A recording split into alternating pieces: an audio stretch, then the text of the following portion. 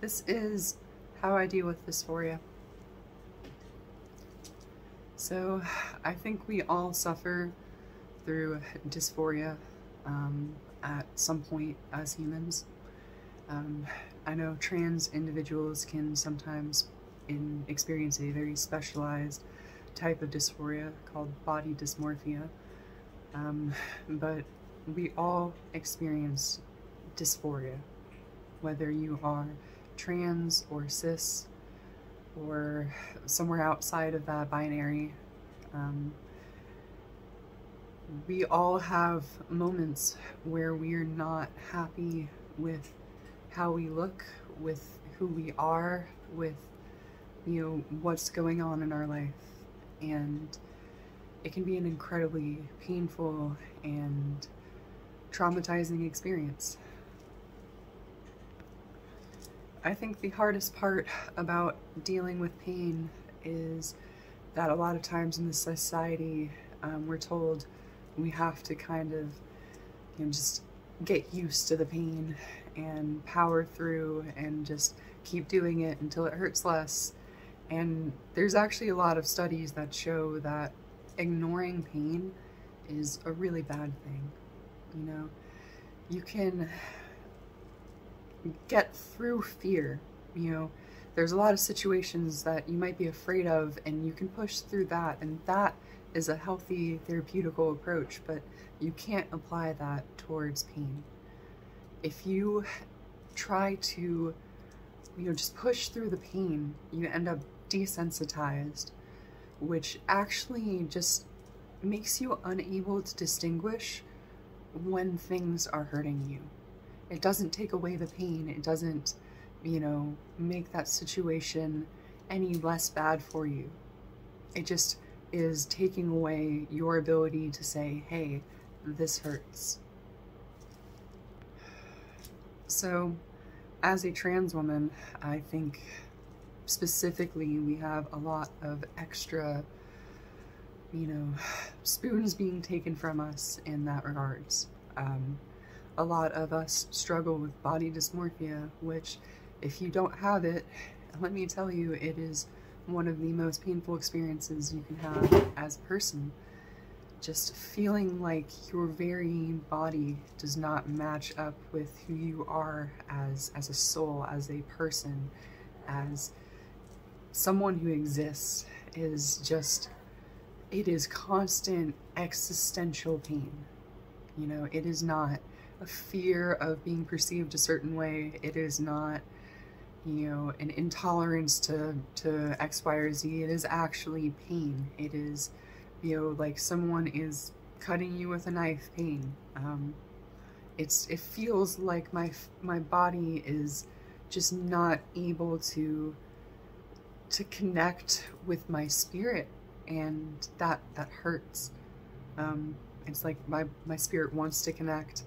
I very much am like doing the things to connect with my spirit, but it's just like, it doesn't feel home, you know, it doesn't feel comfortable. And so it's literally, imagine if your entire existence was just feeling like you just couldn't get comfortable on the couch. Like, everywhere you went, it was just like, man, I just can't get comfortable right now. You just can't settle into place. You just can't find a way to relax. And that's just nonstop every day. It's a lot to take in. So that being said, I think it's really important to have ways to manage and deal with this pain. For a long time in my transition, I just kind of assumed that this pain is just going to be here and there's nothing I can do about it. But I really have been finding more and more ways to just let myself experience my life in less degrees of pain. So the first thing I want to share with y'all, the biggest mistake I made when I first transitioned was I tried to rush my transition. I tried to force myself to be someone I wasn't in order to feel like society was accepting me. And I kind of did the same thing I was doing with my male self, or when I identified as male self, you know, I very much just people pleased, and I spent a lot of my energy just trying to fit myself into whatever situation that I was in. And when I transitioned, that didn't go away. And one of the biggest things that I can tell to you is all of the problems that you have before you transitioned are not going to go away. They are just going to change form. But the way they change form is going to let you identify it. It's like I feel like I can talk to people about my problems a lot easier, and I've been able to identify the things that I need to change and actually make those changes, whereas opposed, I just kind of didn't know which direction to go, ever. And I felt so lost and confused and just like I was spinning in circles, but really, you know, I just didn't know where I wanted to go and what kind of person I wanted to be. The second thing that I do is to really just let myself be okay with not being okay. And I know that might not make a lot of sense, but you know, sometimes when I'm having a dysphoria attack, rather than trying to make myself feel better or, you know, just trying to force myself to be okay with things and just, you know, it was like that false sense of like, I have to, you know, be okay with this, otherwise I'm not trans, you know? And that was complete BS. And just letting go of that and just letting myself have moments where I just had a bad dysphoria day and I just didn't go outside. You know, I would just take the day and, you know, just be in my apartment and just, you know, not be around other people because I needed that to rest and recover, you know? When I first transitioned, I had so much body dysmorphia, and it got amplified by the way I was treated in public. It really did. Society really does have a huge impact on the way trans individuals see themselves, and a lot of society does not view trans women in a positive light, and it really does. It's easy to internalize that, you know. It's completely possible to get past that, but it is really easy to take that in if you're not consciously aware of it. So yeah, just letting myself have days where I just tuned out, and just let my mind just decompress was so important. And don't feel guilty about doing that if you need it. So the third thing that I did to work to support myself through my body dysmorphia was to actually find ways to make myself feel confident. And that involved getting out of my comfort zone and doing things like lyra or dance classes or, you know, doing makeup tutorials, just things that really made me feel good about myself, that made me feel like, you know, I was in those feminine spaces. And even though I wasn't good at it, let me tell you, when I first started makeup, I was horrible.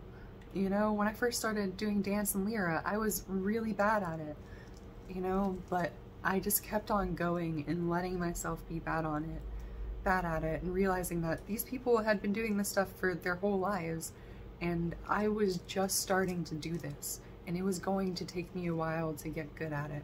And just because I wasn't good at it, you know, it's just letting yourself be bad at things is so important. Just letting yourself do something horribly and not have to be good, but just doing it to enjoy it. You know, no one cares whether or not you're doing a good job, which can be really good and really bad, but at the same time, I spent so long worried about making a bad impression on people and, you know, embarrassing myself, and I just spent that time in a cave and just not doing anything with my life.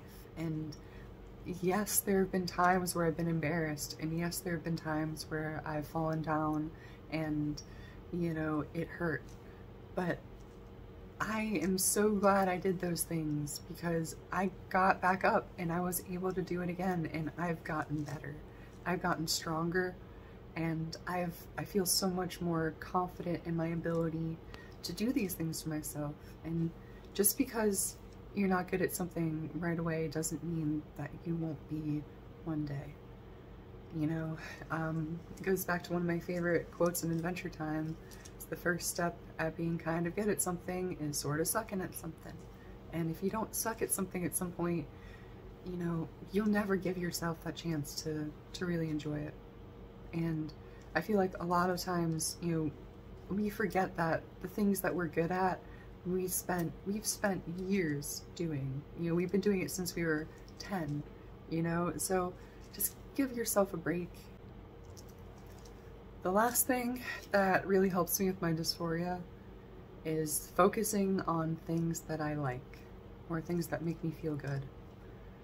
So for a lot of time, when I first transitioned, I would try and like focus on the dysphoria and kind of push it away and just like, get out of here, dysphoria, you don't belong here.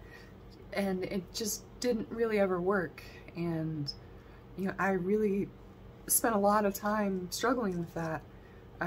But what really clicked with me, and what's really been working for me a lot more, is just, you know, when I have those moments where it's like, oh man, my chin is just so jagged and rada, I'm like, okay, but my cheeks, they look fucking cute, you know? And it's just like, if you spend enough time just redirecting that, and it's like, okay, well that might be true, but you know, this part of me is snatched, you know?